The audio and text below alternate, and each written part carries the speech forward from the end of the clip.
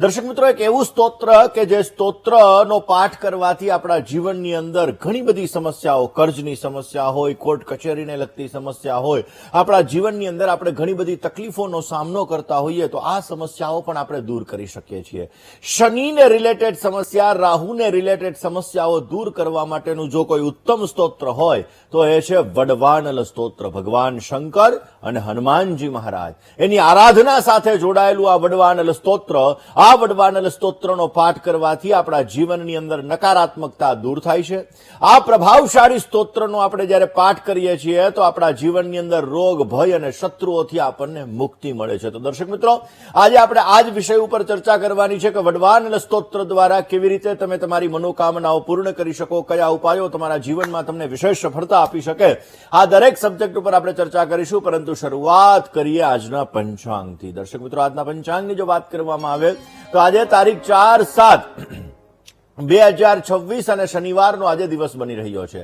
જેઠ મહિનાના કૃષ્ણ પક્ષની આજે ચતુર્થી કેતા ચોથની તિથિ છે. ધનિષ્ઠા નામનું નક્ષત્ર છે જે બપોરે 1:42 સુધી રહેશે. ત્યારબાદ શતતારકા નામના નક્ષત્રનો પ્રારંભ થશે.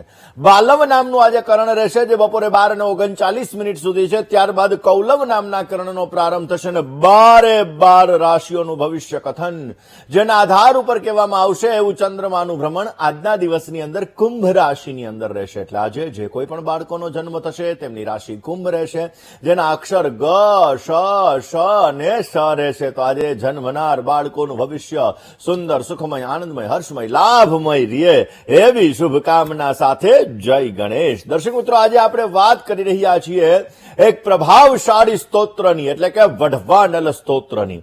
દર્શક મિત્રો, એવું કહેવાય છે કે વડવાનલ સ્તોત્ર એ અગ્નિ સમાન એનો પ્રભાવ છે. વડવાનલનો અર્થ જ એવો થાય કે સમુદ્રની અંદર રહેલો અગ્નિ. દર્શક મિત્રો, ખાસ કરીને જે બધું ભસ્મ કરી શકે છે, જે સમુદ્રની અંદર રહેલો જે અગ્નિ છે એ અગ્નિ દરેક વસ્તુને ભસ્મ કરી શકે છે.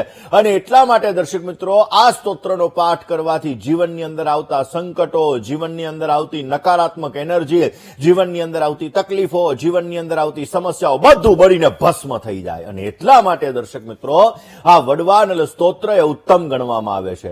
દર્શક મિત્રો, એવું કહેવાય છે કે આ સ્તોત્રનો પાઠ કરવાથી વ્યક્તિ પોતાની આસપાસ એક એવું મજબૂત સુરક્ષા કવચ ઉત્પન્ન કરી દે છે કે જે સુરક્ષા કવચ કોઈ પણ પ્રકારની નકારાત્મકતા, કોઈ પણ પ્રકારની જીવનની અંદર સમસ્યાઓ, નથી કહેતા મીઠી નજર લાગી જાય, આ મીઠી નજરને પણ દૂર કરનાર એ આ વડવાનલ સ્તોત્ર છે.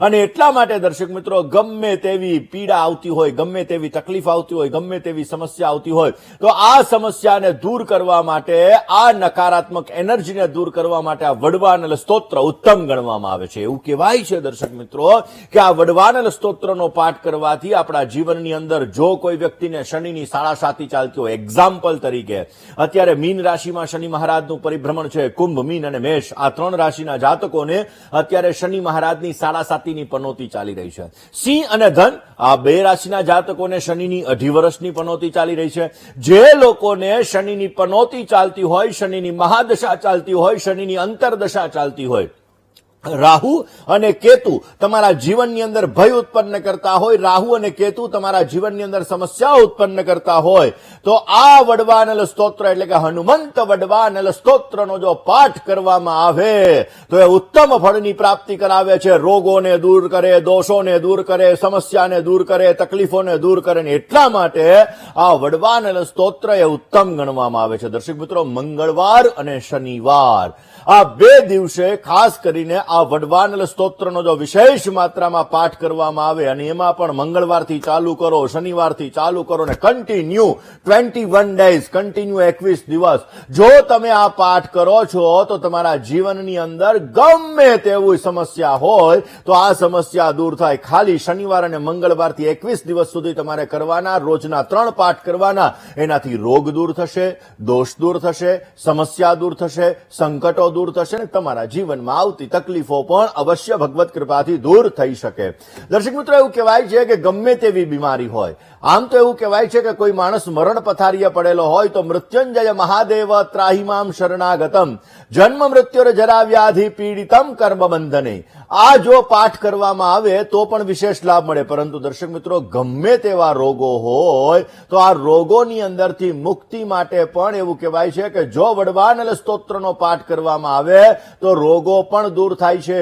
આપણા જીવનની અંદર રોગને લગતી સમસ્યા હોય, વારંવાર દવાને લગતી સમસ્યાનું સર્જન થતું હોય તો અવશ્ય એ દવાને લગતી સમસ્યા આપણે દૂર કરી શકીએ છીએ. એક તાંબાના પાત્રની અંદર તમારે શુદ્ધ જલ લેવાનું, શુદ્ધ પાણી લઈ અને ત્યારબાદ તમારે હનુમાનજીની મૂર્તિ સામે રાખી એકાગ્ર ચિત્તે તમારે વડવાનલ સ્તોત્રનો તમારે પાઠ કરવાનો. પાઠ પરિપૂર્ણ થઈ જાય પછી જે દર્દી બીમાર છે, જેને વારંવાર દવા લેવી પડે છે, આવા વ્યક્તિને જલ ગ્રહણ કરાવવામાં આવે તો અવશ્ય એના જીવનની અંદર રોગ, બીમારી વગેરે વસ્તુઓ ભગવાનની કૃપાથી, હનુમંત દેવની કૃપાથી અવશ્ય દૂર થાય છે અને એના જીવનની અંદર વિશેષ માત્રામાં સારો લાભ મળી શકે છે. ઘરમાં નકારાત્મક એનર્જી છે, ઘરમાં આવો ઝઘડાઓનું પ્રમાણ વિશેષ માત્રામાં રહે છે, એવું કહેવાય કે ઘરની અંદર મન જ નથી લાગતું તો પણ આ વડવાનલ સ્તોત્ર પોઝિટિવ એનર્જી ક્રિએટ કરે છે.